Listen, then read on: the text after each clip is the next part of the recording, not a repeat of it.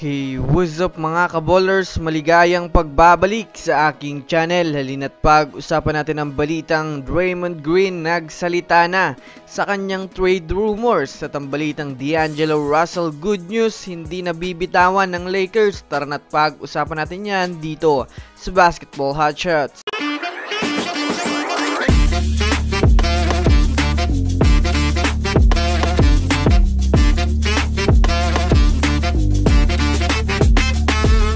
Una nga muna tayong dumako mga kaballers sa balita patungkol sa hindi na daw bibitawan pa ng Lakers itong si D'Angelo Russell. Kahapon nga po mga kaballers, bago pa man nga magsimula ang laro ng Lakers kontra sa kupunan ng Dallas Mavericks, ay naibalita nga po na nadagdag na sa target ng Lakers itong si Colin Sexton ng Utah Jazz at itong si Tyus Jones ng Washington Wizards.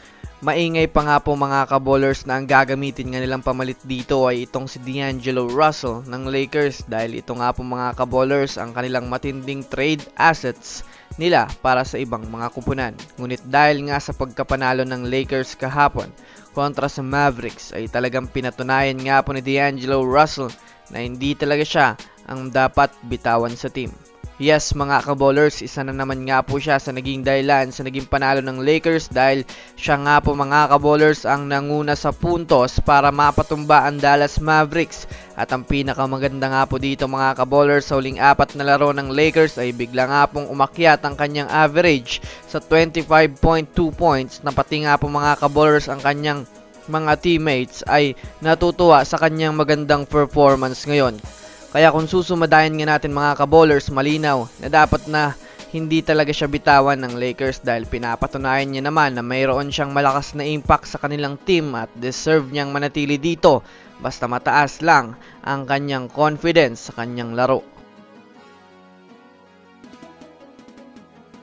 Samantala, dumako naman tayo mga kaballers sa inilabas na pahayag ni Draymond Green sa kanyang mga trade rumors. Well, kung susumadayan nga natin this past few months, marami nga po ang mga fans at ang mga NBA experts ang itinutulak na si Draymond Green sa ibang kupunan.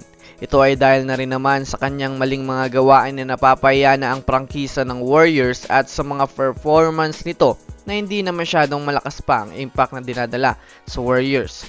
Alam naman natin mga kaballers na mainit ang kanyang trade rumors sa iba't ibang mga team kagaya ng Chicago Bulls, Toronto Raptors at Los Angeles Lakers. Kaya naman official na nga pong nagpahayag si Draymond Green sa mga isyong ito. Ayon sa kanya, nagkakaroon ng maraming alingaw-ngaw ng patungkol sa trade. Alam ko na ang aking pangalan ay lumabas. Alam kong lumabas na ang pangalan ng lahat maliban kay Stephen Curry. Sabi ni Draymond sa kanyang self-titled podcast, to be honest, hindi ko pa naiisip kahit konti. Naririnig ko na ang lahat ng parehong mga bagay na naririnig nyo. Alam kong nalink tayo kay Pascal Siakam pero ang ibig kong sabihin ay kung 18 to 22 losses ka, paano mo matatanong ang anumang ginagawa ng isang tao? Ngunit hindi pa kami naging aktibong kupunan sa deadline ng trade. Mahigit 12 taon na ang nakalipas. Kumbaga mga kaballers, nilinaw dito na mataas pa rin ang posibilidad na mananatili pa rin siya sa Golden State Warriors kahit man nga marami na ang kumakalat na usap-usapan sa kanya dahil hindi nga daw ito sumasagi sa kanyang isipan kahit konti. So that's it for today's video mga kaballers. Yan lang ang ating pag-uusapan sa ngayon. Pindutin ang subscribe and hit nyo na rin ang notification bell para sa mga susunod na updates sa mundo ng basketball. And this is Basketball Hotshots. Thanks for watching.